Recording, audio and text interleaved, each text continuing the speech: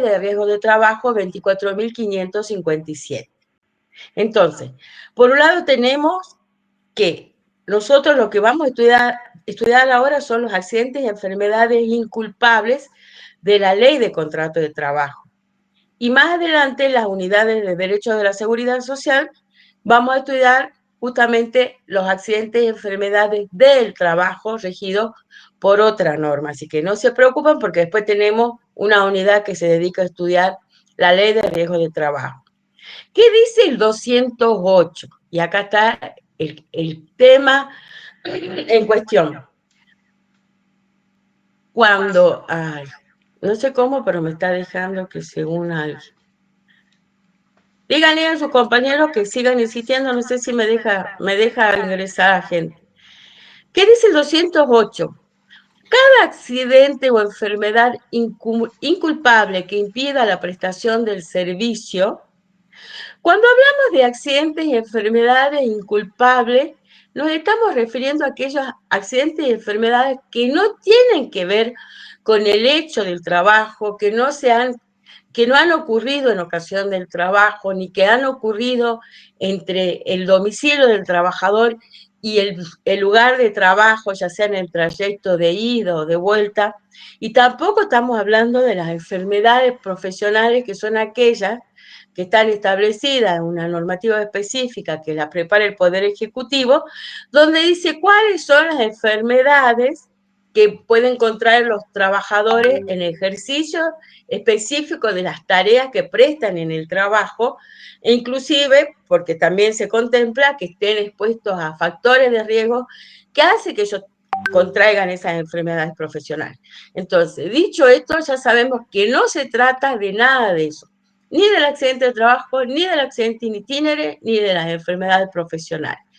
Acá estamos en el marco de las enfermedades inculpables, que no tienen que ver con la prestación o con la ejecución del contrato de trabajo. Y entonces, yo les pregunto, ¿qué podría ser un accidente o una enfermedad inculpable en el marco de la ley de contrato de trabajo?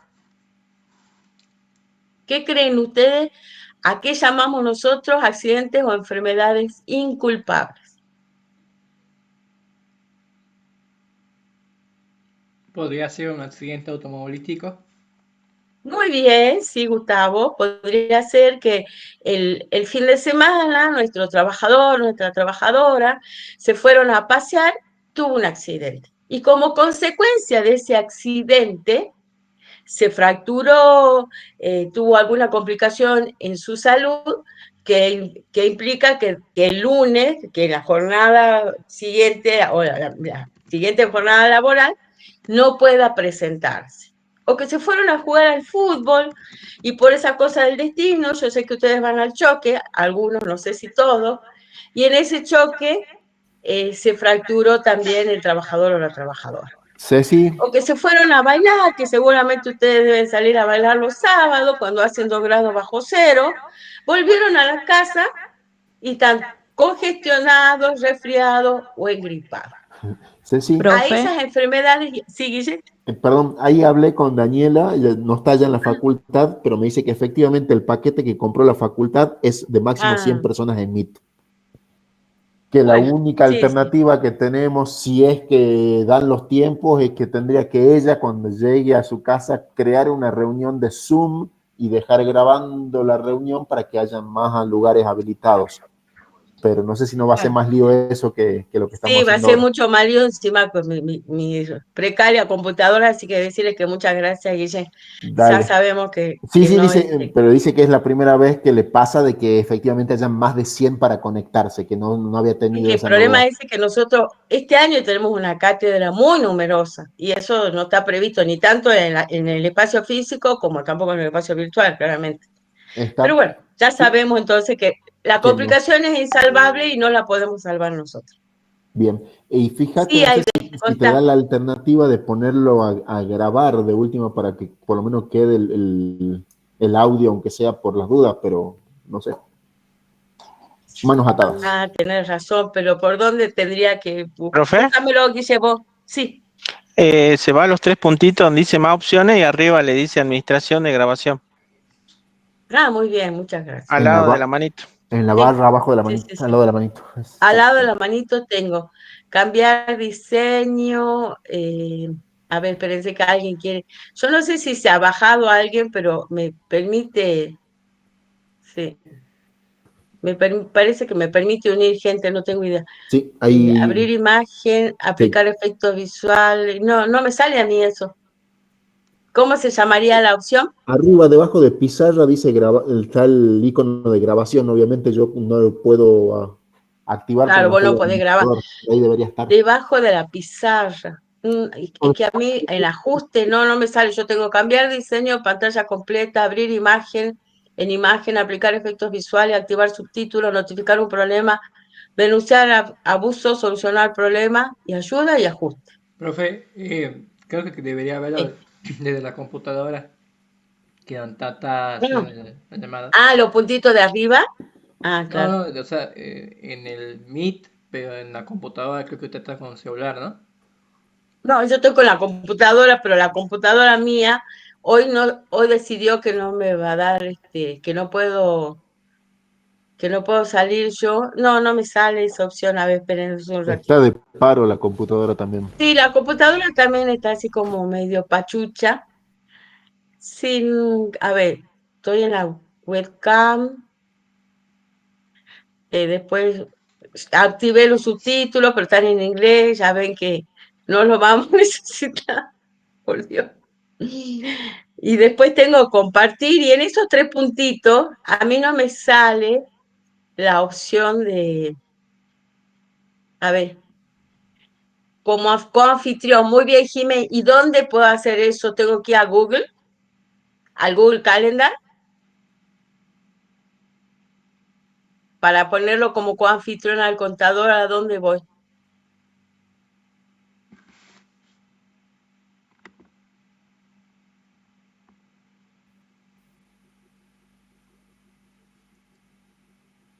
Ceci, seguí nomás, porque si no vamos a estar Sí, dando vueltas. vamos a seguir Cualquier perdiendo el cosa tiempo. Sí, van a ver clases de consulta, pueden hacer las pues preguntas sí, que no se hagan falta. explican. Vamos a habilitar a todos los medios para que ustedes. En el nombre del profe, muchas gracias, qué amable. Ahora intento. Ay, por Dios. Sí, No, nada, espérate al un ratito. final de la clase podemos ver unas dudas de la última clase de feriados que explicó el contador Guillermo. Sí, sí, sí, sí. Ahí Ah, está. bien. No me permite, los tres puntitos del contador Alaní no me permite, me pone dos opciones, quitar llamada o no ver. Así que vamos a seguir nomás porque como dice el contador, así después vamos solucionando esto de a poquito, sí. Hoy la tecnología y la profesora no están como muy alineadas. Profe, ¿Y Daniela? otro de los ejemplos que dijo hace rato podría ser las enfermedades por el COVID. No, eso ha sido considerado enfermedad profesional. Ah, bien. Entonces está dentro del régimen de la ley de riesgo de trabajo. Bien.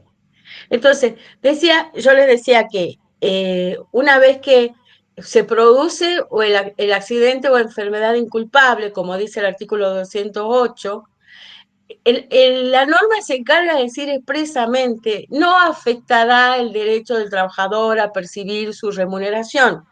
¿Por qué lo dice? Porque claramente hay otras causales de suspensión de los efectos del contrato de trabajo que sí afectan el derecho del trabajador a percibir su remuneración. Así como el trabajador no está obligado a poner su fuerza de trabajo a disposición del empleador, en esas otras causales el empleador no está obligado a pagarle la remuneración. Esta es una excepción. Acá dice que ese accidente o enfermedad inculpable sufrido por el trabajador no va a afectar su derecho a percibir su remuneración, pero le pone plazos. Y entonces, tenemos que tener en cuenta, primero, la antigüedad del trabajador en el empleo. Y la ley dice, hasta 5 años de antigüedad del trabajador, 3 meses de licencia paga. Más de 5 años de antigüedad en el empleo, 6 meses de licencia paga. ¿Qué pasa si estos trabajadores tienen cargas de familia? ¿qué dice la ley? Cuando los trabajadores tengan cargas de familia, esos plazos se duplican. Entonces, el que tenía 3 con una antigüedad hasta 5 años se duplica a 6. Y el que tenía 6 meses con una antigüedad de más de 5 años se duplica a 12.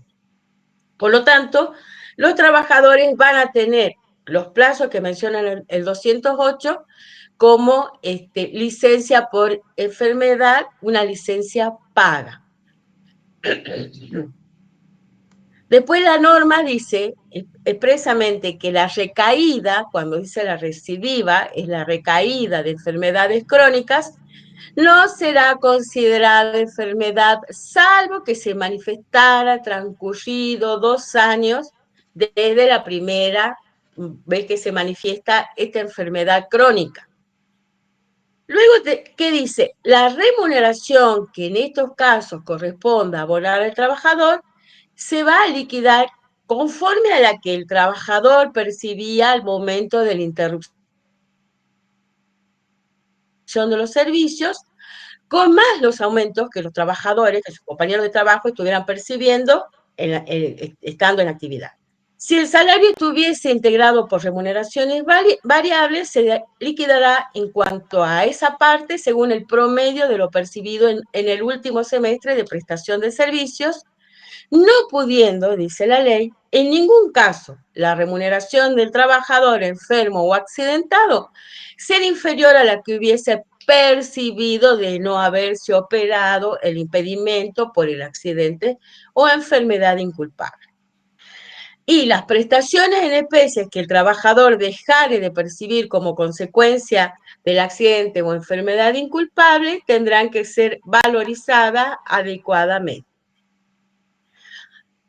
Después continúa diciendo el artículo 208 al final, la suspensión, que son las otras causales de suspensión de los efectos del contrato, la suspensión por causas económicas o disciplinarias dispuestas por el empleador, no afectará el derecho del trabajador a percibir la remuneración por los plazos previstos cuando estamos hablando de una suspensión sobreviniente, ¿no es cierto? O sea, ya el trabajador estaba suspendido su contrato de trabajo por un accidente, enfermedad inculpable, entonces esas suspensiones sobrevinientes no van a afectar el derecho del trabajador a percibir su remuneración. ¿Qué tiene que hacer el trabajador cuando ha sufrido un accidente o enfermedad inculpable? O sea, lo que marca el 208 son los derechos que tienen los trabajadores, pero nosotros ya sabemos que en la ley de contrato de trabajo a cada derecho le sigue como si ustedes lo vieran en un espejo, una obligación. ¿Cuál es la obligación que tiene que cumplir el trabajador para gozar de esos derechos? Lo dice el 209. Debe dar, salvo caso de fuerza mayor, debe dar aviso de la enfermedad o del accidente y del lugar que se encuentra al empleador en el transcurso de la primera jornada de trabajo en la que él se encuentra imposibilitado de concurrir a su puesto de trabajo, salvo caso de fuerza mayor. Por lo tanto, habría una pequeña ventanita en cuanto a la excepción. Si no, tiene que hacerlo en la primera jornada en la que él se tiene que presentar a su puesto de trabajo, tiene que dar aviso de que se encuentra imposibilitado de concurrir por este accidente o enfermedad inculpable. Mientras no lo haga, dice la ley, va a perder el derecho a percibir la remuneración correspondiente, salvo que la existencia del accidente o de la enfermedad fuese luego inequívocamente acreditada. A ver, ¿se acuerdan? Se me ocurre un ejemplo, pero bueno, ¿se acuerdan cuando se produjo el alud en Volcán? Que se llevó, de hecho, bueno, se llevó casas, se llevó gente, ustedes son muy chicos, capaz que no se acuerdan. En el 2000, bien. Sí, profe. Habíamos terminado, creo que fue en enero de 2016, enero, febrero, hubo una luz muy grande en Volcán, y ese alud provocó justamente casi que desaparezca Volcán, y había gente en la ruta que estaba transitando, que intentaba llegar desde San Salvador al norte o viceversa. Entonces, bueno, si teníamos un trabajador que había ido a pasar el fin de semana a Tilcara, que se estaba volviendo a San Salvador de Jujuy, lamentablemente tuvo un accidente o por culpa de la luz, digo, eso, como es un hecho público y notorio, luego acreditado que estaba en ese lugar, porque obviamente se iba a tener que acreditar que estaba en la ruta al momento de producirse la luz, luego sí se le van a reconocer los salarios por causa de accidente o enfermedad inculpable. Y dice también la ley de contrato de trabajo en el artículo 210, que el trabajador está obligado a someterse al control que se efectúe por el facultativo designado por el empleador. ¿Yo qué hago? Yo trabajador o trabajadora con una enfermedad inculpable o accidentada, yo doy el aviso en la primera jornada en la que me veo imposibilitado de asistir al empleador y adjunto un certificado médico.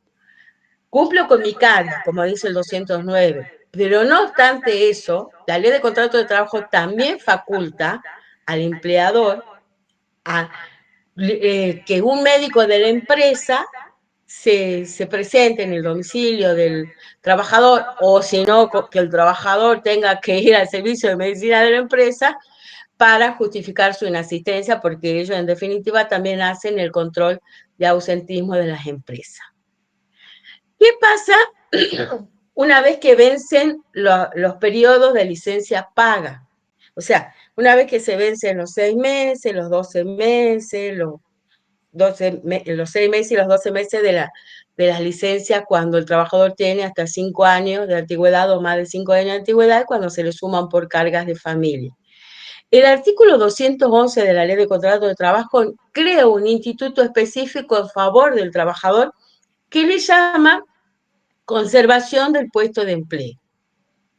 ¿Qué significa esto? Que cuando se vencen los plazos de licencia paga, y si el trabajador no está en condiciones de reintegrarse, de reincorporarse a su puesto de trabajo, el empleador está obligado a conservarse durante el plazo de 1 año, ese es el plazo de conservación del puesto de empleo, que se cuenta desde que vencen los plazos de licencias pagas.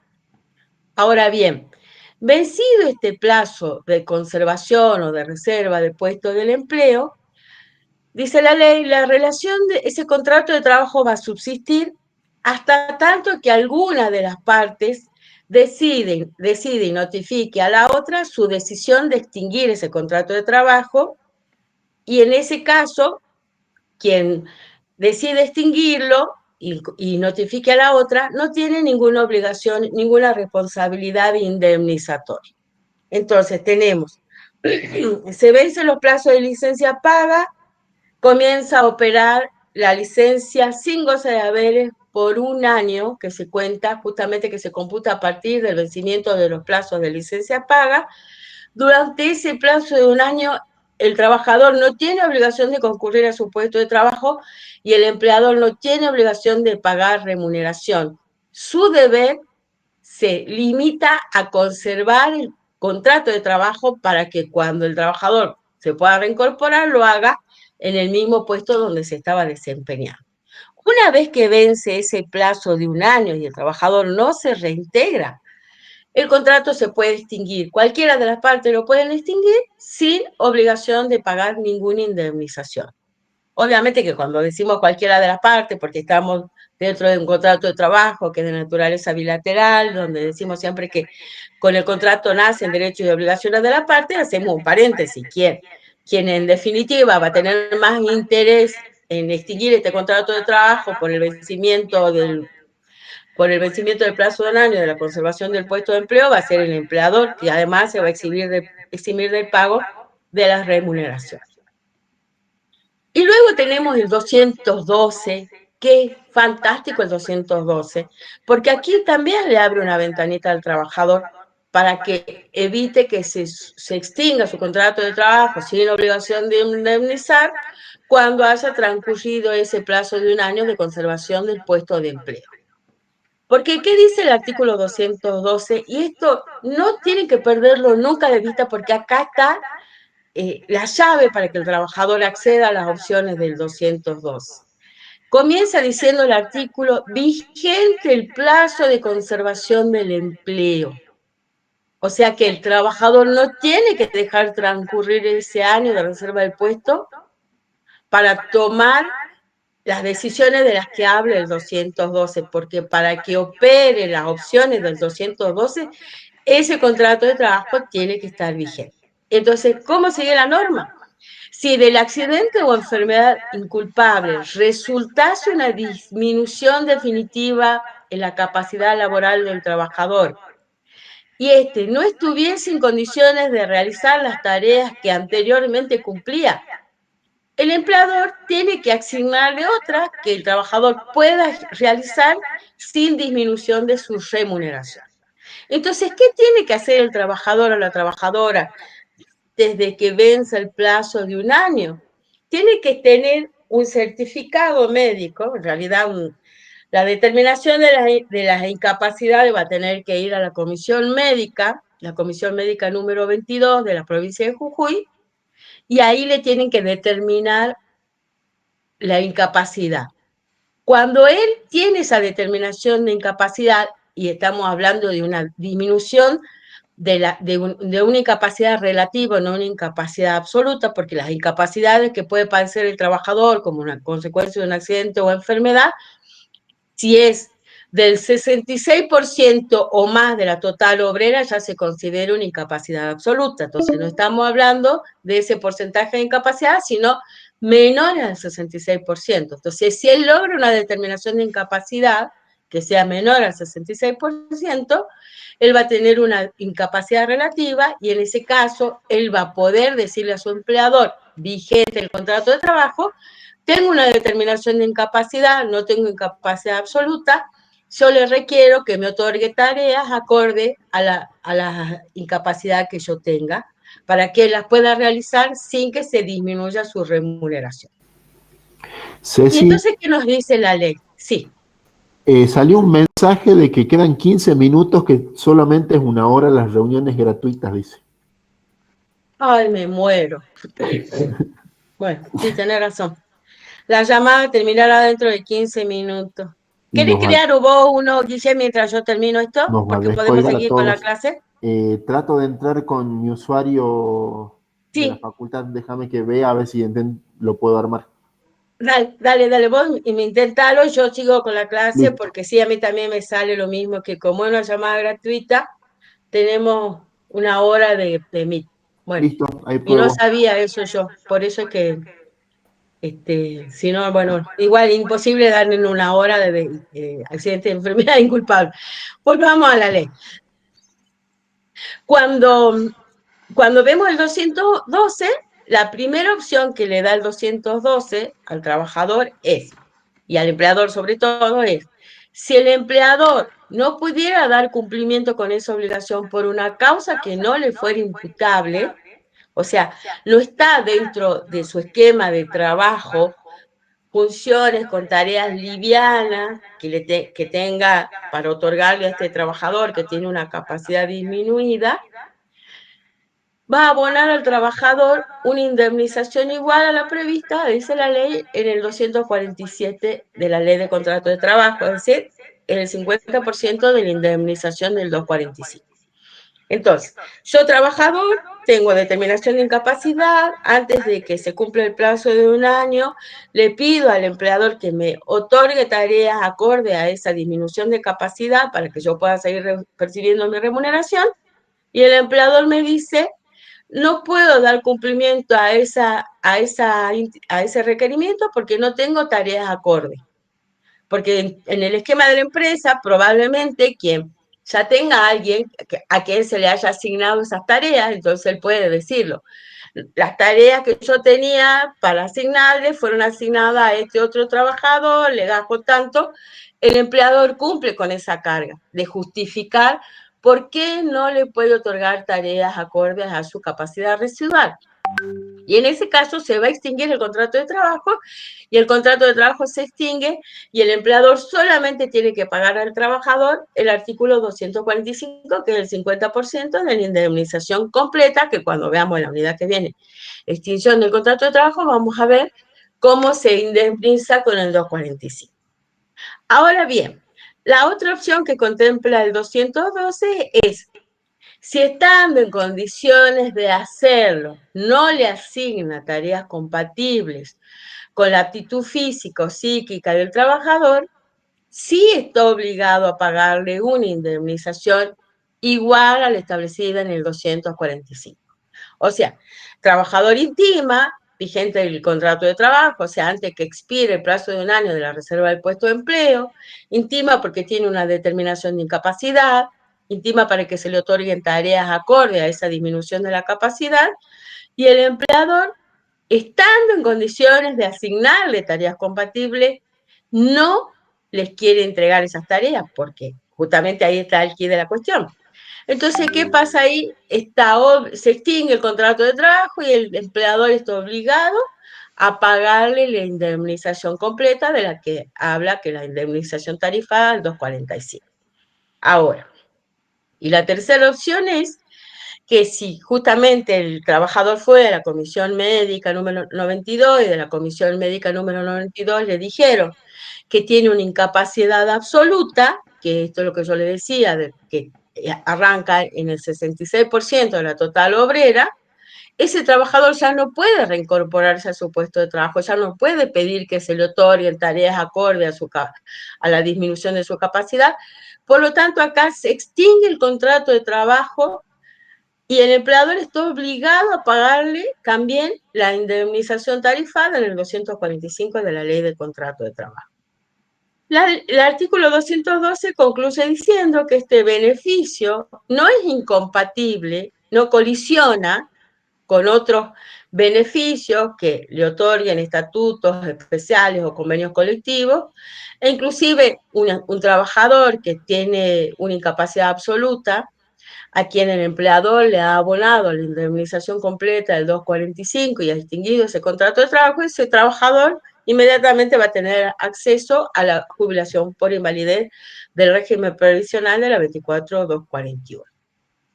Ahora bien, si, como dice el artículo 243, si el empleador despidiese al trabajador durante el plazo de las interrupciones pagas, 3 meses, 6 meses, 6 meses, 12 meses, deberá abonar al trabajador, además de todas las indemnizaciones por despido injustificado, o sea, las que estábamos viendo, los salarios correspondientes a todo el tiempo que faltare para el vencimiento de esos plazos de licencias pagas o, en definitiva, a la fecha de alta, según lo que pudiese comprobar el trabajador. O sea que el empleador que despide a los trabajadores durante el plazo de licencia paga le tiene que pagar, además de la indemnización por despido injustificado, que es el 245, los salarios que corresponden a todos los días que le faltaban a los trabajadores cumplir de licencia paga. Y con esto terminamos accidentes y enfermedades inculpables. Permítanos que nos organicemos con el contador Alanis. Ya sabemos que si se cierra este Meet y él está intentando abrir otro, yo ahora lo voy a llamar por privado, me voy a mutear, vamos a abrir otro para poder continuar con la otra parte de la clase. Sí, Guille. Ya ahí en teoría he podido, ahí compartí en el chat el código de acceso. Ah, qué bueno. Copialo, entonces, copialo vos también. Lo voy a copiar, sí, para poder entrar. Y seguí hasta que se corte y de ahí nos vemos en el otro. En el otro, dale. Perfecto. Bien, sí, se va a cortar en cualquier momento. Sí, Andrea y Laura estaban levantando la mano.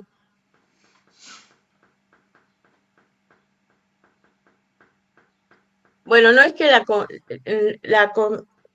verdad es que la virtualidad nos plantea estos desafíos que yo hace mucho, como no estamos dando clases virtuales, ignorábamos que también teníamos un cupo de de alumnos. Bueno, con esto tenemos abordado lo que es accidentes de enfermedades inculpables.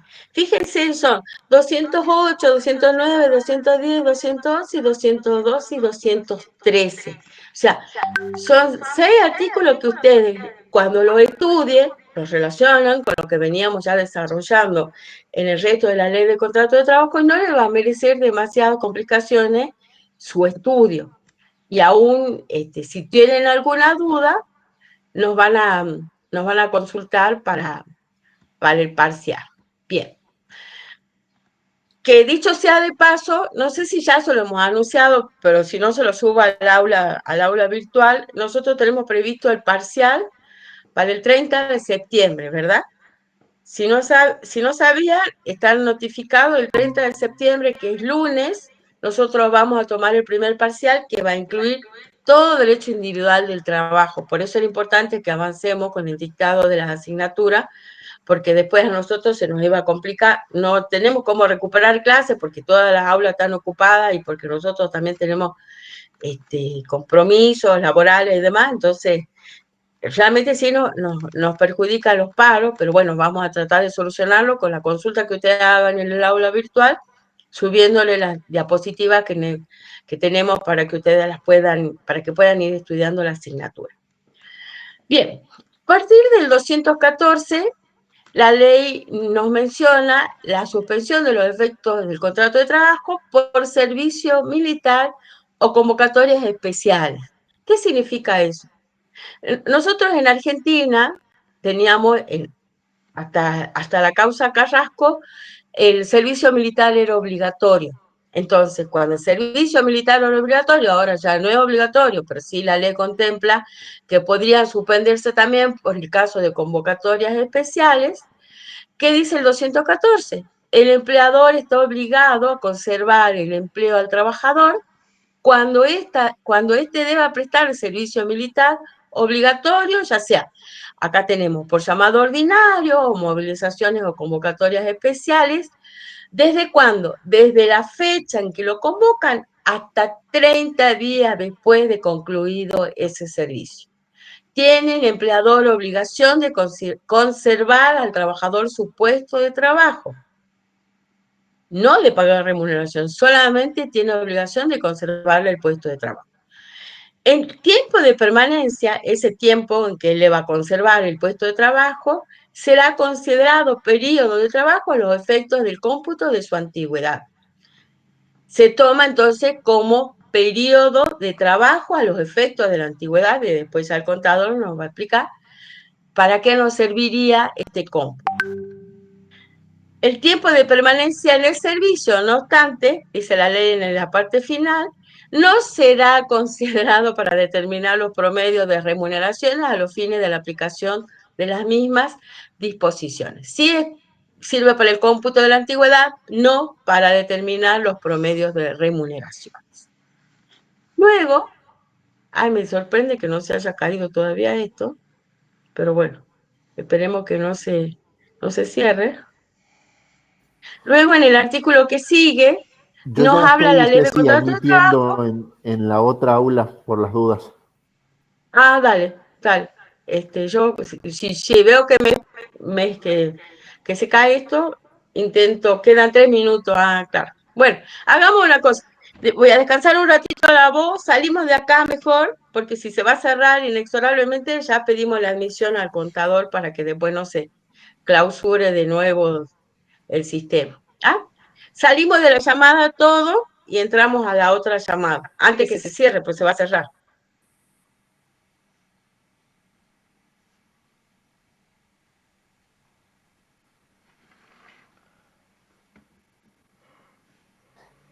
Realmente no sabía que esto se iba a plantear así, pero bueno, es lo que hay. Voy a intentar buscar mi power de nuevo.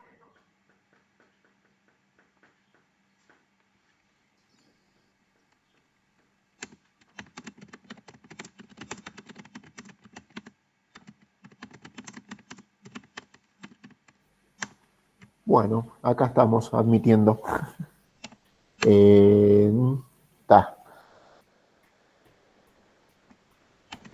Supongo que también tenemos el límite de los 100 y la hora, así que...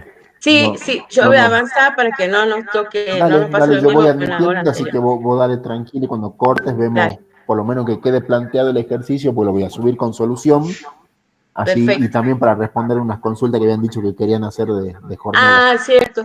Sí, sí, esto nos quedan tres diapositivas, así que probablemente nos quede tiempo para las consultas. Bien. Luego que tenemos el desempeño de cargos electivos del artículo 215.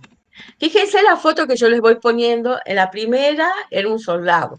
En esta, ustedes pueden asociar las imágenes porque son de otra generación.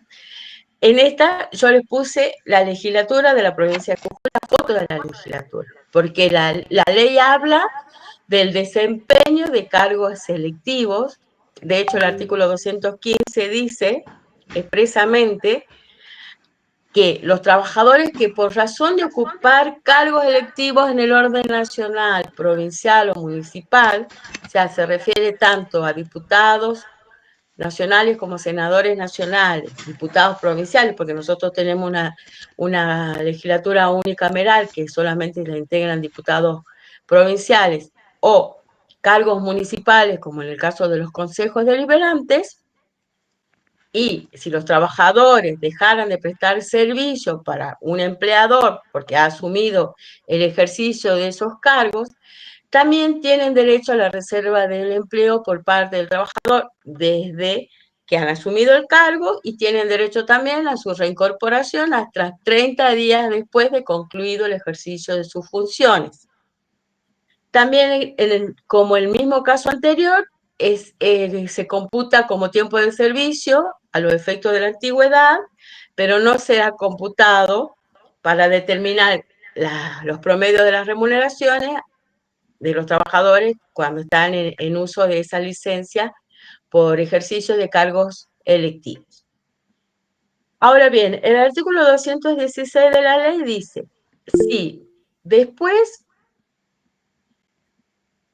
y se me fue, si producido el despido o no reincorporación del trabajador que se encontrara en uso de esa licencia por convocatorias especiales o por cargos electivos, si se produce el despido o no reincorporación, el trabajador tiene derecho a reclamar el pago de las indemnizaciones que le corresponden por despido injustificado.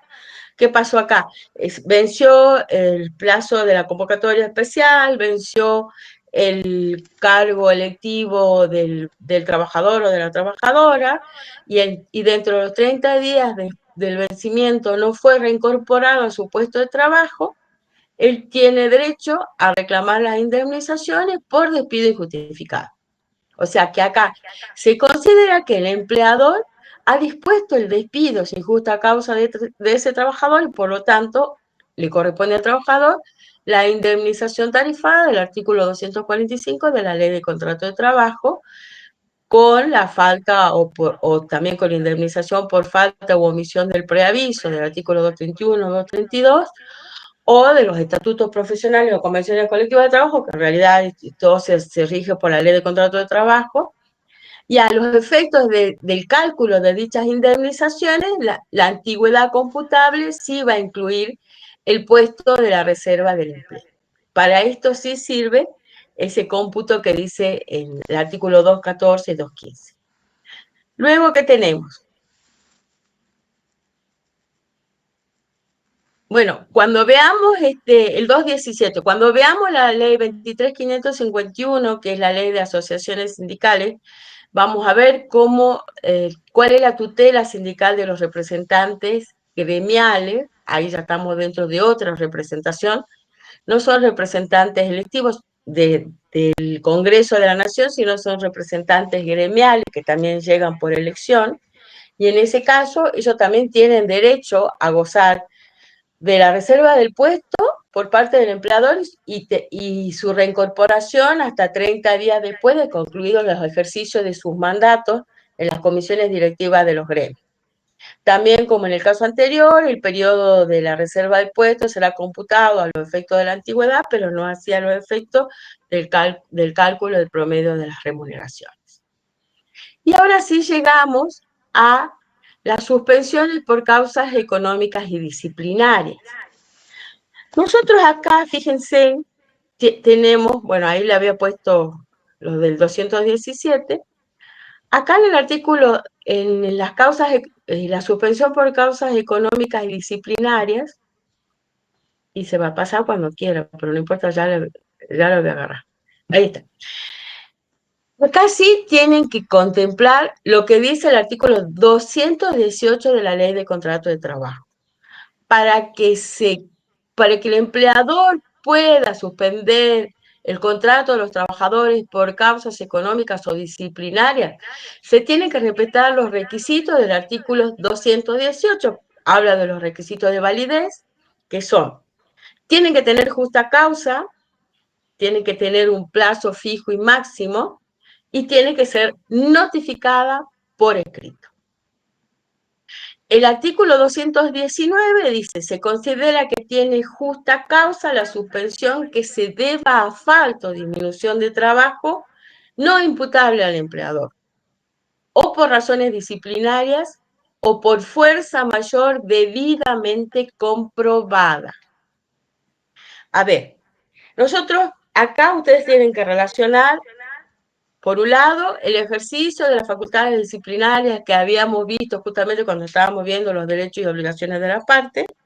Ahí ustedes tenían que el ejercicio de la facultad disciplinaria era potestativo del empleador, era una facultad del empleador. Para que esa facultad disciplinaria sea ejercida dentro del marco de la Ley de Contrato de Trabajo, que es el marco legal, el empleador tiene que respetar estos tres requisitos.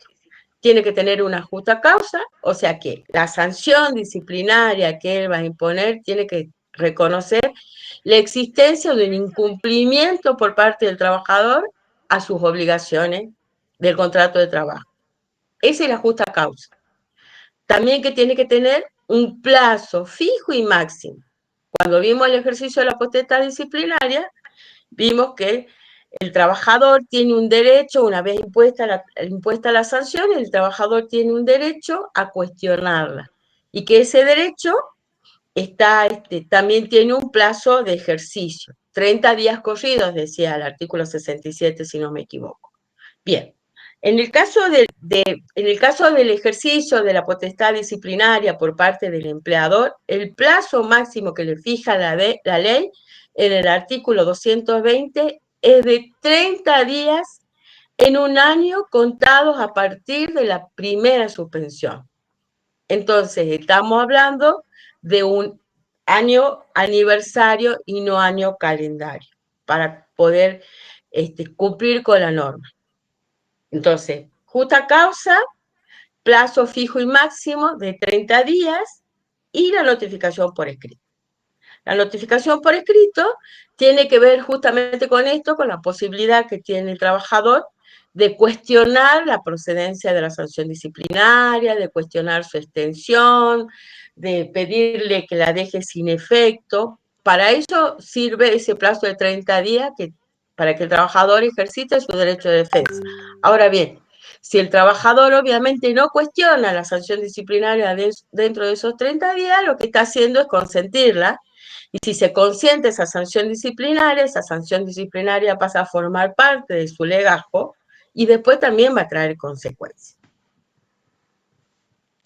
¿Qué pasa si el empleador conjuga distintas causales de suspensión de los efectos del contrato de trabajo en un mismo trabajador? La ley le impone otro plazo máximo. La ley le dice que las suspensiones fundadas en razones disciplinarias o aquellas debidas a la falta o disminución del trabajo no podrán exceder de 30 días en un año. Y las de fuerza mayor tienen también otro plazo de 75 días en un año.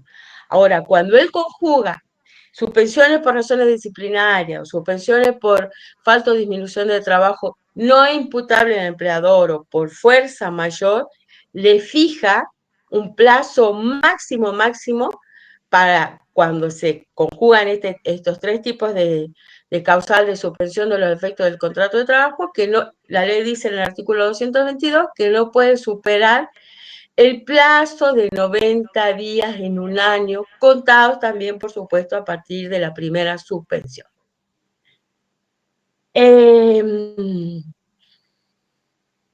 Ahora bien, cuando la suspensión por causas económicas, por falta o disminución de trabajo, dice la ley, no imputable al empleador, y que también después habla de una suspensión por fuerza mayor, cuando se trate de falta o disminución de trabajo no imputable al empleador, es eso. No es que el empleador está pasando por una situación financiera, económica difícil, y decide suspender a los trabajadores su contrato de trabajo. La suspensión, para que sea válida, tiene que ser una causa externa que no sea imputable al empleador, porque si no va a estar en serios problemas y ahí ese contrato de trabajo se va a resolver de otra forma, ¿no? El trabajador tiene derecho a resolverlo de otra forma. Luego tenemos la suspensión por fuerza mayor. Aquí ustedes van a tener que ver la 2403, la Ley Nacional de Empleo, cuando habla del procedimiento preventivo de crisis de empresa, que es el procedimiento que debe iniciar el empleador, el Ministerio del Trabajo, que lo va a habilitar en última instancia a suspender por fuerza mayor a los trabajadores. Es de la única manera que se podía ejercitar el ejercicio de la fuerza mayor. Cuando se trata de la suspensión por falta o disminución de trabajo y por fuerza mayor, la ley también menciona que las suspensiones deben comenzarse con aquellos trabajadores que tengan menos antigüedad dentro de cada especialidad. Y si tenemos varios trabajadores con la misma antigüedad, se va a tener en cuenta las cargas de familia. Entonces se va a suspender aquellos que tengan menos carga de familia.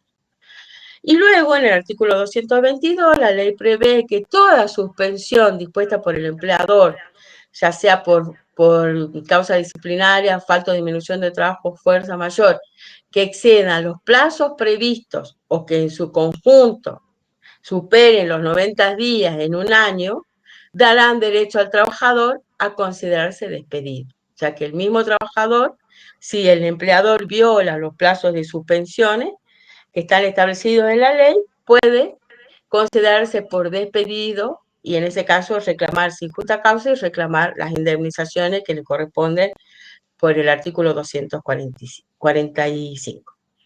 Luego tenemos que, respecto de los salarios de suspensión, los trabajadores, cuando el empleador no observe las prescripciones de los artículos 218, que habla sobre los requisitos que son ineludibles, de cumplimiento ineludible por el empleador.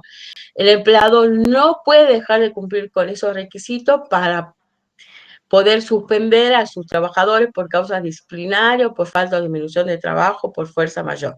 Siempre tiene que existir la causa, tiene que estar el plazo fijo y máximo, que él justamente cuando lo notifica le dice el plazo en el que está utilizando esa causal de suspensión. Si él no cumple, el trabajador tiene derecho a percibir la remuneración por todo el periodo en que hubiese sido suspendido, siempre y cuando el trabajador hubiese impugnado la suspensión. Y luego tenemos el artículo 223 bis, que ha sido introducido por la reforma de la 24.700 en el año 96. En este caso, contempla el pago a favor de los trabajadores de una prestación no remunerativa. Es una compensación ocasionada justamente por la suspensión de la prestación laboral y ya sea que esa suspensión se deba a falta o disminución de trabajo no imputable al empleador o fuerza mayor debidamente comprobada. En este caso, esa asignación no remunerativa, esa asignación en dinero no remunerativa, la pacta el gremio, puede ser pactada individual o colectivamente, generalmente la pacta el gremio, y tienen que ser homologadas por la autoridad de aplicación, o sea, por el Ministerio de Trabajo. Entonces, el trabajador no va a prestar su fuerza de trabajo y el empleador, a partir de la homologación de este pacto individual o colectivo, va a tener que pagar esta compensación en dinero no remunerativo. Después tenemos en el 224 la suspensión preventiva. Acá, para que opere la suspensión preventiva, tiene que haber una denuncia penal, y la ley distingue si la denuncia penal es realizada por el propio empleador o la denuncia penal es realizada por tercero. En el primer caso, estamos dentro del primer párrafo, si la suspensión se origina en una denuncia penal efectuada por el propio empleador y esta fuera desestimada, o sea, dejada sin efecto por la autoridad judicial que investiga esta denuncia penal, ¿no? O el trabajador fuese imputado. Imputado significa que la autoridad judicial ha encontrado una causal, ha encontrado, mejor dicho, las pruebas para poder imputar al empleador por ese delito penal que está investigando. O ha sido sobreseído provisorio definitivamente, en este caso no existen pruebas que inculpen a ese trabajador respecto de ese delito penal. El empleador, como consecuencia de todo ello, tiene la obligación de reincorporarlo al trabajo y pagar los salarios de los que tuvo privado de percibir el trabajador mientras duró la suspensión preventiva. Salvo que, y acá la ley de contrato de trabajo le otorga la facultad al trabajador para, en determinadas circunstancias, usar el despido indirecto para extinguir ese contrato de trabajo. Salvo que el trabajador quisiera darse por despedido, y en ese caso él va a reclamar el pago de la indemnización del 245. En caso de negativa del empleador a reincorporarlo, siendo que el trabajador ha sido sobreseído provisoria o definitivamente, o ha sido desestimada la denuncia penal, el empleador también tiene que pagar la indemnización por despido, más todos los salarios de los que el trabajador se vio privado de percibir mientras duró la suspensión preventiva. Eso si la denuncia penal fue realizada por el propio empleador. Ahora, en la segunda parte del artículo, habla la ley de contrato de trabajo cuando la denuncia no la realiza el empleador, la denuncia penal la realiza un tercero, o directamente la autoridad judicial promueve de oficio la imputación de ese trabajador, y si ello llevase a la privación de ese trabajador, o sea, su detención, el empleador no está obligado a pagar la remuneración por el tiempo que dure la suspensión de ese trabajador, salvo que se tratara de un hecho que estuviese relacionado o que se hubiese producido en ocasión del trabajo. Es decir, acá tenemos claramente cómo la ley distingue si la denuncia es realizada, si ante la comisión de un delito de naturaleza penal, la denuncia realizada por el propio empleador o por un tercero. Luego tenemos, y que no está en la ley de contrato de trabajo, una suspensión precautoria, que aquí también, bueno, podría jugar con la preventiva, pero no necesita una denuncia penal. Si el empleador necesita investigar un incumplimiento laboral de un trabajador a sus obligaciones y él resuelve iniciar una especie, en derecho administrativo le llamamos sumario, los famosos sumarios administrativos, él requiere de una investigación para establecer si hay un incumplimiento, y entonces inicia un sumario. Ese sumario, hasta tanto se investigue, podría llegar a justificar también una suspensión con un determinado plazo, perfectamente justificada, otorgándole el derecho al trabajador, a la trabajadora, a que ejercite su defensa, ¿no?, en ese procedimiento de sumario, que después, una vez que se termina la parte de investigación y el empleador, como consecuencia de eso, resuelve suspender al trabajador, ahí va a aplicar la suspensión disciplinaria del 67, claramente. Y para aplicar la suspensión disciplinaria del 67, acuérdense que además de los requisitos de justa causa, plazos fijos y máximo, notificación por escrito, el empleador también tiene que cumplir con aquellos requisitos que han sido fijados por la jurisprudencia, que tienen que ver con la contemporaneidad de la suspensión, con el incumplimiento laboral, que tienen que ver con la no duplicación de sanciones, el no bis in idem, y con la proporcionalidad de la que ya nos habla el artículo 67 cuando dice que la suspensión debe ser proporcional a la falta cometida. Bien, bueno, esto es así como un paneo general de lo que es la suspensión de los efectos del contrato de trabajo por causa disciplinaria, por razones de fuerza mayor, por accidentes de enfermedad inculpable y por falta de disminución de trabajo no imputable, causa disciplinaria, fuerza mayor y accidentes de enfermedades. No, la preventiva no está en la ley. Está la precautoria, pero la preventiva la podemos asimilar. Ustedes deben haber visto en derecho público cuando el empleador necesita, cuando el empleador Estado necesita aplicar el poder disciplinario, ellos, salvo que se tratase de un llamado de atención, cuando se trata de una suspensión que implica que el trabajador no concurra al puesto de trabajo y que el empleador no tenga que pagar la remuneración, ellos también eso también se lleva a cabo a través de un sumario, que en el caso del Estado podría determinar inclusive una cesantía o una exoneración, ¿no? Sí, Margarita. Profe, yo tengo entendido ahora de lo que usted explicó, antes de que hablemos de la precautoria, todas están debidamente justificadas las suspensiones. En cambio, la precautoria, solamente tenemos sospecha, por eso es que tenemos denuncia, claro, tiene que haber denuncia, como el empleado, del empleador o de un tercero. Si el empleador denuncia, es una denuncia penal, y ahí te abre el juego de la intervención de un organismo judicial. El organismo judicial es el que va a investigar. El organismo judicial es el que va a investigar, va a imputar, va a sobreseer. El empleador se limita a hacer la denuncia y a arrimar, por supuesto, los medios de prueba que tuviese a su alcance, y después la autoridad judicial es la que realiza el resto del procedimiento. Es lo único que distingue la ley. Si la denuncia es realizada por el propio empleador, si la denuncia es realizada por un tercero, los efectos van a ser diferentes.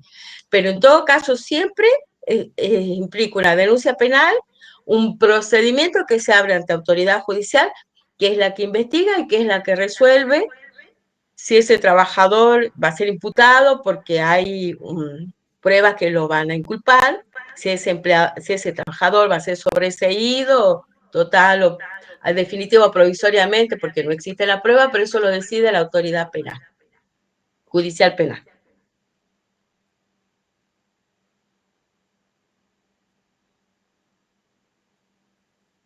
Profe. Y ¿vos querés mostrarle el ejercicio? Sí, Valentina. A mí me quedó una duda, pero era con el tema anterior. Vio que dijo que en los servicios militares se le conserva el puesto, pero no se le paga la remuneración. ¿También aplica lo mismo para el cargo colectivo y para los gremios? Sí, también. Bien, para el ejercicio de cargos representativos, los diputados nacionales, los senadores nacionales, los diputados provinciales, los concejales, cobran su dieta. No, el empleador no tiene obligación de pagar ninguna remuneración, sí, de conservar el puesto y hasta 30 días después de vencidos sus mandatos. Y en los cargos electivos pasa exactamente lo mismo. Ellos, cuando asumen, se integran las comisiones directivas de los gremios, por ahí piden una licencia sin goce de haberes, pero es porque son gremios fuertes que están en condiciones de responder y de que ese trabajador no quede librado a su suerte, ¿no? Entonces, el empleador solamente tiene la obligación de conservarle el puesto hasta 30 días después de vencido el mandato. Sí, en los tres casos es exactamente lo mismo. Conservar el puesto hasta 30 días de vencido, la convocatoria especial, el mandato representativo o el mandato sindical.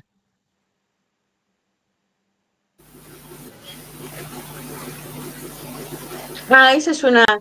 Bueno, como las suspensiones, sí, a ver, las suspensiones, sobre todo las suspensiones por fuerza mayor. Las suspensiones por fuerza mayor, cuando se produce la fuerza mayor, a los empleadores prácticamente les cuesta mucho conseguir que en el Ministerio del Trabajo se lo habilite, se lo autorice a las suspensiones por fuerza mayor. Estamos hablando de empleadores con muchos trabajadores, entonces la ley ha previsto esta asignación del artículo 223 bis. Entonces el empleador le dice, que serán pactadas individual o colectivamente, le dice al trabajador o al gremio, mira, en este mes, a ver, ¿qué actividad podría ser que tengamos? ¿Se acuerdan cuando había, creo que, sí, en algún momento hubo merma del ingreso de gas, nosotros no estábamos produciendo el gas en cantidades para satisfacer el mercado interno, y había ciertas actividades que se han resentido. Por ejemplo, se me ocurre el caso de los que venden, de los que cargan gas a los vehículos, las estaciones de servicio. Entonces, si esa actividad se ve resentida por una medida nacional que va a priorizar la calefacción de los hogares respecto de las empresas, entonces ellos pueden llegar a pactar en forma individual con los empleadores, ¿no? En forma individual con cada trabajador, en forma colectiva con los gremios, el goce de una compensación dineraria por el tiempo que dure la suspensión, que claramente no va a ser igual a la remuneración que venía percibiendo el trabajador, pero como surge de esa negociación, porque para que haya una compensación, el empleador va a tener que negociar con el gremio, con los trabajadores individualmente, al cabo de esa negociación va a surgir un monto de compensación dineraria y esa negociación va a tener que ser homologada y entonces él va a poder realizar las suspensiones que no podría ser de otra forma, porque no va a obtener el procedimiento preventivo de crisis de empresa que yo le mencionaba hace un rato, es un procedimiento largo, lleno de requisitos que no se llegan a cumplir, entonces casi ningún empleador puede concretar con éxito ese procedimiento. Esto le abre una posibilidad. Negociar la suspensión con sus trabajadores o con los gremios, ofrecerle el pago de una compensación mientras dure el plazo de suspensión. Una de las situaciones donde se aplicó el 223 bis fue con COVID, justamente, que venían preguntando. Con la pandemia. Claro, si bien el COVID después fue declarada como enfermedad profesional, el pago en la medida del DISPO y el ASPO eran con el 223 bis. Claro, hasta que se consideró enfermedad profesional. Sí, razón. Porque de esa forma también nos permitían los sistemas de seguridad social informarlo como no remunerativo y que no cotice a ninguno de los sistemas de seguridad social. Que no haga aporte. Exacto. Y eso era un dinero bruto sin descuentos que iba al bolsillo del trabajador, y después obviamente empezaron a salir los engendros que inventan los sindicatos hasta que volvimos a la normalidad en teoría. Claro, tienes razón, es el ejemplo más concreto y más cercano en el tiempo. Pregunta Luciana. Algo sí, algo del presentismo preguntó Luciana. Si esto no tendría liquidación del presentismo. Bueno, hagamos una cosa, si les parece. Les muestro el enunciado del ejercicio. Esperen, yo voy a poner la cámara. No. Dale, vos porque tenés cámara, muy bien. Yo tengo la cámara. Les veo si puedo compartir el Excel con el ejercicio. Obviamente lo subo, va a estar resuelto. La recomendación siempre es no miren la solución antes de tratar de hacerlo. Traten de hacerlo porque se van a dar cuenta si se han equivocado y con la solución en la mano van a poder corregir un error. Ahora, si van derecho a la solución, se van a perder la mitad de la idea, ¿sí? Voy a compartirlo. Igual, insisto, lo cargo hoy mismo en un Ju virtual, así lo tienen disponible. Bueno, ¿lo están viendo? Sí, se ve perfecto. Sí, se ve.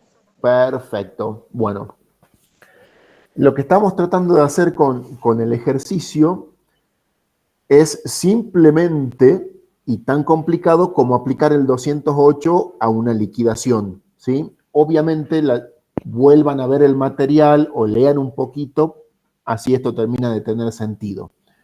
¿Cuál es la idea del ejercicio? Un accidente, ¿sí? En actividad de trekking, cuando arrancó la clase habían dicho En actividad deportiva, en el fútbol de los domingos, bueno, ahora que está de moda el trekking, salió de Muy bien, paseo Gustavo. y se quebró el tobillo y no pudo presentarse a trabajar el día 14. ¿Está? Ese es el enunciado. El accidente fue el 13, el que era domingo, el 14 que era lunes tenía que presentarse a trabajar y no fue. Presenta certificado médico con la prescripción de recuperación en 45 días, ¿sí? Cuando se dan este tipo de situaciones, normalmente el primer certificado es un tentativo del tiempo de recuperación. Puede ser más, puede ser menos, dependiendo cómo se hace el proceso de recuperación y en qué consiste. Cuando hay cirugía, cuando hay fisioterapia y todo esto, hasta que no esté el trabajador en condiciones, esta primera fecha es una aproximación, ¿sí? Acá, para que no nos metamos en ese lío de tener que tener 3, 4 o 5 certificados médicos, tomamos el primero, donde se verifica el estado del tobillo, está fracturado y en 45 días se supone que se reintegra. ¿Por qué estos datos? Antes de ver los números. Necesitamos saber cuándo comienza la licencia. En función de ese certificado necesitamos saber cuándo debería reintegrarse y con el dato de antigüedad y cargas de familia poder definir la extensión de la licencia paga, que es lo que hemos visto al principio hoy día, ¿sí? Déjenme ver.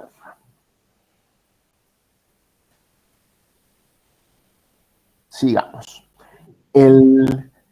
¿Hasta acá me siguen? Griten. Sí, profe. Sí, profe. Perfecto. Entonces, dentro del ejercicio, que al final les voy a mostrar que lo que estamos pidiendo es justamente esto: cuándo inicia la licencia, cuándo termina y cuánto debería ser la duración máxima prevista teniendo en cuenta la antigüedad y cargas de familia. Porque esta evaluación la tenemos que hacer antes de practicar la liquidación, porque teniendo este plazo de licencia paga, yo tengo que tener ese parámetro como límites. Si la licencia se extiende más allá de ese plazo, ya la situación pasa a ser, como dijo la profe, reserva de puesto, y ahí ya no tenemos remuneración. Con lo cual, la licencia paga solamente existe en la medida de los plazos del 208. Siguiendo, la remuneración que propongo acá es la de septiembre 2024, es decir, la del mes anterior al accidente, mes completo trabajado, básico, el complemento de servicio es un 12% sobre el básico, el presentismo un 10% sobre el básico y la antigüedad del 1% por año de servicio. Obviamente les voy a dar el dato, ya lo vemos, en qué fecha ingresó a trabajar. Esto nos da el valor de la remuneración bruta.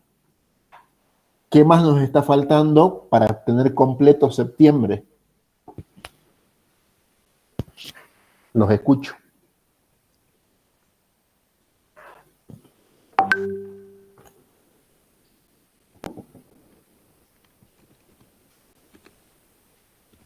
Si hay algún feriado o horas extra. Bien, perfecto. ¿Septiembre tiene feriados? Sí. No. ¿No? ¿No tiene ninguno? No, Es fiesta del estudiante, no incluye día del profesor. La clase anterior, ¿qué dijimos? Feriados nacionales. Septiembre no tiene, con lo cual feriados no hay. Y horas extra, salvo que yo lo plantee en el ejercicio y les diga, este mes se hicieron tanta cantidad de horas extra, calcule, damos por hecho que no las hizo directamente, ¿está? No van a tener que adivinar nada de esas cosas. ¿Y qué estaría faltando para llegar a la remuneración neta? Los descuentos. Bien, descuentos, deducciones. ¿Para qué me sirve el dato de septiembre? ¿Para qué se les ocurre? Para calcular la liquidación del mes siguiente. No necesariamente. No necesariamente. Lo que me va a ayudar la liquidación de septiembre es en dos situaciones. Si no cambió absolutamente nada de un mes a otro, salarialmente hablando, La de octubre, ¿cómo debería ser respecto de la de septiembre según el 208 que vimos recién? Similar. Similar. Exacto. Nunca menos en principio. ¿Sí? Mayor o igual, como dice Ignacio. Entonces yo lo que tengo de septiembre es el dato, por lo menos para hacer una comparación. Suponiendo que ese mes lo trabajó completo sin novedad, octubre, incluyendo la licencia, debería ser en principio igual o superior, pero no menos. ¿Está? Ese es el dato que nos tiene que saltar rápido. Pero, para complicárselas, que es la complicación que tenemos en el día a día, hay un acuerdo salarial homologado que dice, establece un incremento del 26% que será abonado en 3 tramos no acumulativos. 9 en octubre, 9 en noviembre, 8 en diciembre, y el incremento se calcula sobre el básico de septiembre. ¿Qué significa esto? Lo vimos al principio de la clase. Dice, deberá la remuneración no ser inferior a la que tendría si hubiese estado en actividad y deberán adicionarse aumentos colectivos, en este caso porque está homologada la paritaria. Entonces, con más razón ahora septiembre cobra sentido. Tiene que ser octubre sí o sí, en este caso, mayor la liquidación por más que tengamos la licencia. ¿Se entiende esto? Sí. Perfecto. ¿Cómo se calcula un aumento no acumulativo?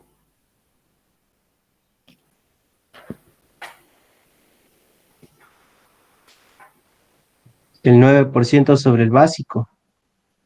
Ese es el de octubre. ¿Cómo calculamos? Noviembre. Le suma el incremento de octubre al básico de septiembre. No, le haría el 18% del básico. ¿De cuál? O sea, el 18% del básico de 726.000. De septiembre. Sí. De septiembre. En realidad lo que hacemos para evitar esa confusión es, y esto lo puse a propósito porque así salen los acuerdos salariales. Cuando dicen no acumulativo significa que yo no tengo que tener en cuenta el aumento del mes anterior para el mes que estoy liquidando. ¿Qué significa? Octubre no tengo problema porque es el 9% de septiembre. Pero cuando llego a noviembre me dice no acumulativo otro 9. Entonces, ¿qué tengo que calcular? El 9 sobre el básico de septiembre, pero sumado al básico que ya traigo de octubre. Eso significa no acumulativo. La otra forma, que es acumulativo, es decir, tomé el 9 en octubre sobre septiembre y el otro 9 de noviembre lo tomo sobre eso, que ya tiene incorporado el otro 9%. Eso es lo que hace que la mecánica de liquidación, teniendo en cuenta el básico, sean totalmente distintas. Acumulativo y no acumulativo. Son las dos formas que tienen, por lo menos, los acuerdos salariales con los que he podido ver y con los que trabajo. ¿Se ha entendido ese concepto? No. ¿Quién dice que no? Yo. Dice. De nuevo, ¿cómo era? Claro, son 90 y dicen yo. Vamos de vuelta. Valentina, no entendí yo. Vamos de vuelta. ¿Cómo se calcula la inflación? Cuando dice el INDEC, la inflación es del 4,2%. ¿Qué dice? Es acumulativo. Es el 4,2 tomando la base del mes anterior. O sea que la del anterior ya tiene la inflación del mes anterior y así sucesivamente. La inflación es acumulativa. Por eso cuando dicen la inflación es de un 3 o un 4% y estamos diciendo que el anual está en 98, 100 y pico, significa que va tomando la nueva inflación sobre la inflación que ya viene acumulándose. Eso es acumulativo. El no acumulativo, que es el del ejercicio, dice a cada mes calcularle el aumento 9, 9 y 8 sobre el básico de septiembre. No acumulativo significa que no tengo que calcular el 9 sobre el 9 y el 8 sobre el 9 más 9. Es tomarlos individualmente, pero sí sumando el aumento del mes pasado, porque si no vamos a perder plata. ¿Se entiende esto? En el ejercicio está con fórmula y lo van a ver más claro. Lo que significa es no volver a tomar el 9% sobre el aumento anterior, sino sobre el básico que era el de septiembre, siempre tomando de referencia el mes base. Sí, ahora sí. ¿Sí? Buenísimo. Sigamos entonces. Quiero explicarles el completo el ejercicio, así lo pueden resolver. Ese es el concepto de no acumulativo. Datos adicionales. El certificado médico que se presenta, el diagnóstico y el tiempo de recuperación no es controvertido por el empleador, hace caso a lo que dice el certificado, nos guiamos con ese dato. Con lo cual yo de ahí ya tengo fechas, entre comillas, ciertas de cuándo inicia la licencia y cuándo debería finalizar, si son 45 días lo de recuperación. Ingresa a la empresa el 6 de octubre del 2003, datos que necesito para calcular el adicional por Antigüedad. antigüedad, correcto. ¿Y para qué más me sirve ese dato? Para saber lo de que dijo hace rato de cuánto iba a ser el tiempo de la licencia, los 5 años. Bien, eso. Para definir la extensión de la licencia. Aparte dice, tiene un grupo familiar informado, esposa, 2 hijos y madre a su cargo. Ese dato también sirve para la extensión, porque la extensión dependía de la antigüedad y de si tenía o no tenía cargas de familia. ¿Está? Otro dato, en caso de que existan, no trabaja los feriados nacionales. Septiembre no hay, por eso no existe el cálculo del plus feriado. Y adicionalmente, los descuentos, los 3 descuentos de ley, 1133, que es lo que ya vimos, y un 2% de cuota sindical. Con todos estos datos, lo que queremos es, les dije, determinar la extensión máxima que permitiría la ley, dando esta fecha y este dato de familia a cargo, cuál es la máxima. No importa cuántos usa, sino hasta dónde llegaría la licencia paga en extensión. Tienen que marcar fecha de inicio y cese de la licencia y cuándo vuelve o debería volver y reintegrarse al trabajo normalmente. Y acá sí tengan en cuenta que esto que ustedes me decían o charlábamos, que todos los meses tienen 30, si el certificado médico dice 45 días, son 45 días en función del calendario, no de los meses de 30 que suponemos nosotros. Si no, el cálculo va a estar mal hecho. ¿Se entiende esto? ¿Corridos, profe? Siempre corridos. ¿Sí? Bueno, profe. Acá estamos hablando de situaciones médicas y si no me lo aclaran son días corridos. Y el tercer punto sería que determinemos la remuneración bruta primero y neta por el periodo que abarca la licencia. ¿Estamos? ¿Por qué les pido esto? Para que tenga continuidad, porque nosotros tenemos la mala práctica de decir, liquidé septiembre, me olvidé, arranco octubre y es otro mundo. No, acá lo que nosotros tenemos es una continuidad. Entonces la idea es que ustedes puedan hacer esta liquidación con continuidad. Septiembre falta los descuentos, octubre, noviembre en principio es la licencia, diciembre ya estaría reintegrado, o sea que la de diciembre sería normal. En la propuesta de solución yo les dejo 2 alternativas. Una dice solución y la otra dice alternativa. Cualquiera de las dos es válida, ¿sí? Porque insisto en esto de que la ley no nos dice cómo tenemos que liquidar ni cómo lo tenemos que mostrar.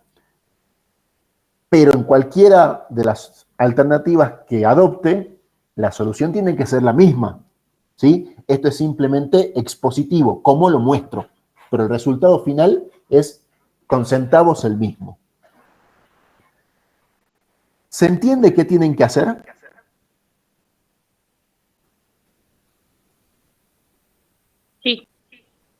Sí, un sí. Sí, profe. Sí, profe. Profe, Perfecto. ahí en el punto número 1, si Sí. puedes subir un poquito más, Dale. donde decía de que creo que el empleador da por válido el certificado, ahí es cuando se refiere a lo que dijo la profe de que en la empresa también tienen que hacer, como tiene que ir el médico, digamos, a revisarse con el médico. Exacto, o sea, tiene el derecho de hacer un control. Ahora, puede decidir no hacerlo y dar por válido el certificado sin necesidad de ese control médico. Ahora se allana absolutamente a lo que está inserto ahí en cuanto al diagnóstico, el tiempo de recuperación, todo. ¿Sí? Por eso yo digo, acá yo lo simplifico. Un único certificado y un certificado que el empleador dice, está ok, métele para adelante. Bueno. ¿Se entiende entonces qué tienen que hacer? Liquidamos septiembre completo para que nos quede el neto, así lo podemos también comparar con lo que salga en octubre, noviembre y diciembre. Calculamos la extensión de la licencia total en función de la antigüedad y las cargas. Después me fijo en el plazo de licencia que me da el certificado médico.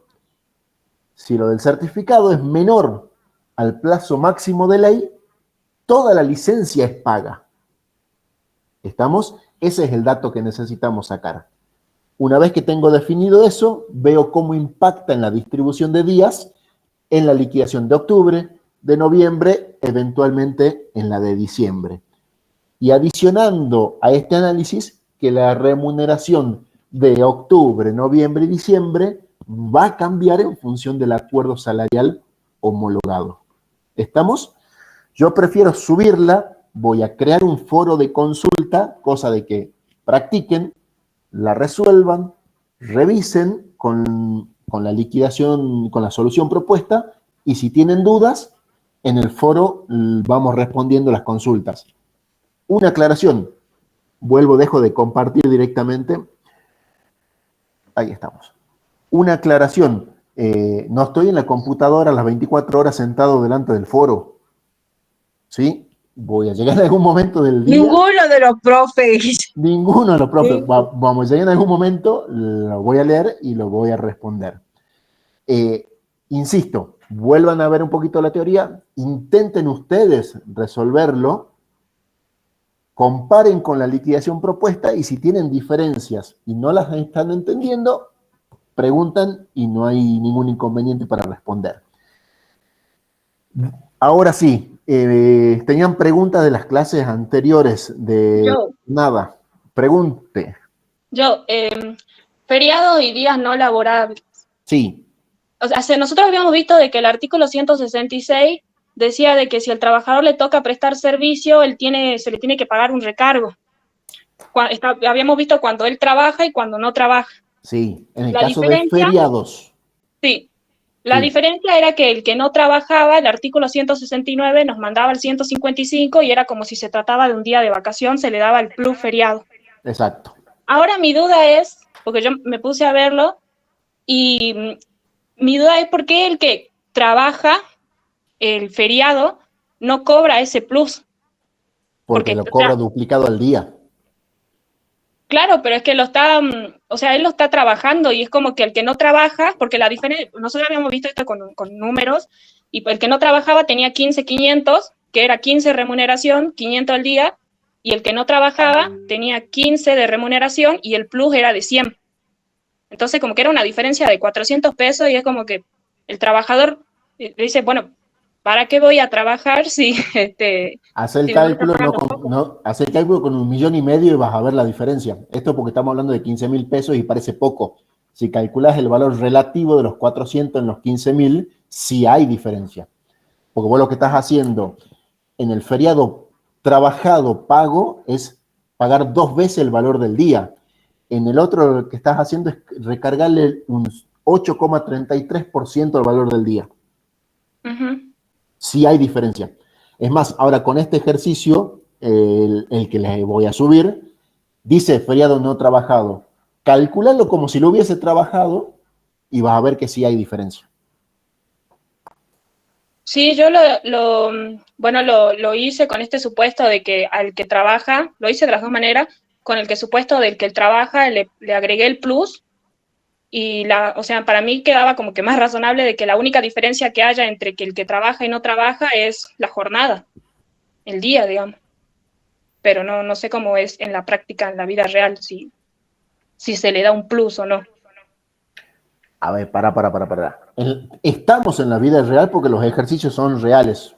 Los números quizás no, porque no están atados en ninguna escala específica. Uh-huh. Si vos tenés un mes de 30 días y dentro de esos 30 días hay uno que es feriado y se trabaja, en vez de pagar 30 días, vos vas a pagar 31 días de trabajo. Sí. Aunque hayan sido 30. ¿Se entiende? Sí. Ese es el recargo por el feriado trabajado.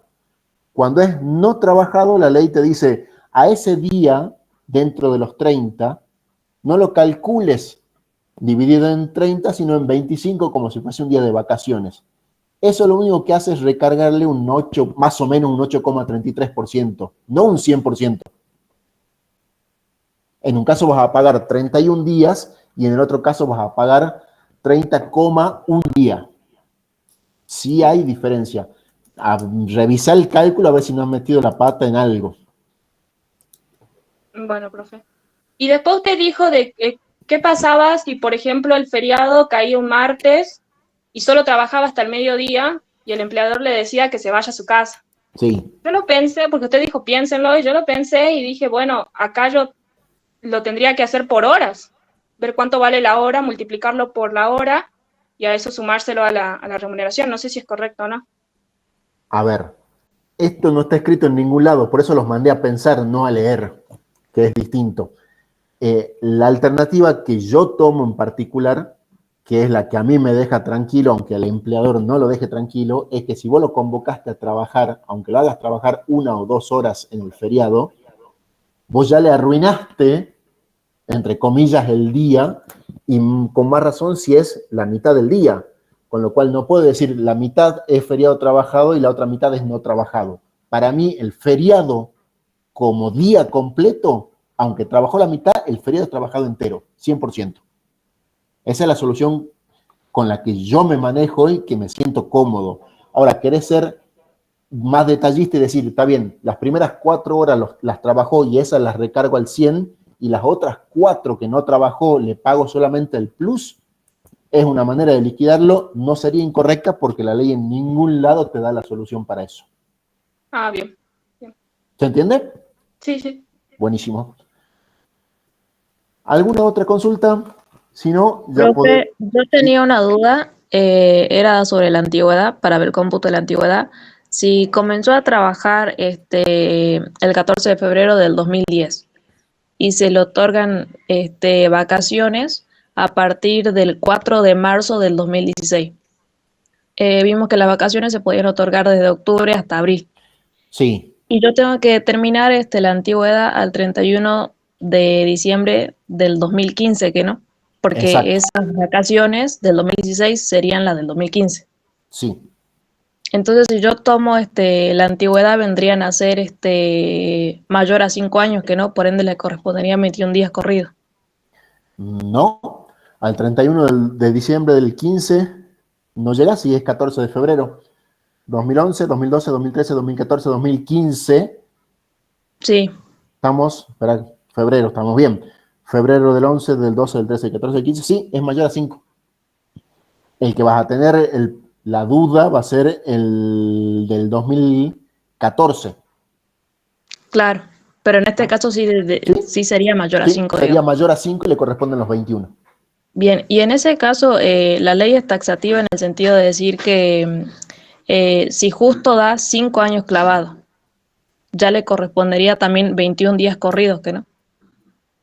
Dice que supere, es mayor a 5 años. Tiene que ser 5 años y un día. Claro, bien. ¿Sí? Ahora sí. Sí. Buenísimo, sí. Perfecto. ¿Alguien más? ¿Alguna consulta? Ya que estamos. Profe, yo tengo una duda. Dale, Luciana. Te escucho y después Bien, ayudan. con respecto a la liquidación mensual, bueno, lo que yo le había preguntado por mensaje era si en este caso el trabajador estaba suspendido. El cálculo de la suspensión sería el sueldo básico sobre 30 por los días de suspensión. A ver, en la solución justamente la forma de exponerlo la muestro distinta. Una alternativa es ahí lo que vos estás haciendo, pero ahí lo que tenés que tener en cuenta es que lo único que estás proporcionando es el básico. ¿Se entiende? Si vos me decís básico dividido por 30, está bien, es un día dentro del mes. Ahora, ¿qué haces con los adicionales? Bueno, ya terminamos y nos vemos la semana que viene. Yo le subí, Guille, a los chicos las diapositivas, le subí una más completa que acabo de encontrar en uno de los pendrive que tenía a mano, más o menos más explicado lo de la suspensión preventiva, y le subí la de hoy. Ya están en la unidad 5 las dos diapositivas. Listo. Luciana, en definitiva, lo que vos me estás diciendo es el valor del básico de un día. Está bien. Ahora tenés que decirme después qué pasa con los adicionales. Claro, la antigüedad. Exacto, si computan, si no computan y cómo lo calculas. Bien. Esa solución, cuando vos te la autorrespondas, aplícala en el ejercicio y fíjate si llegamos a lo mismo.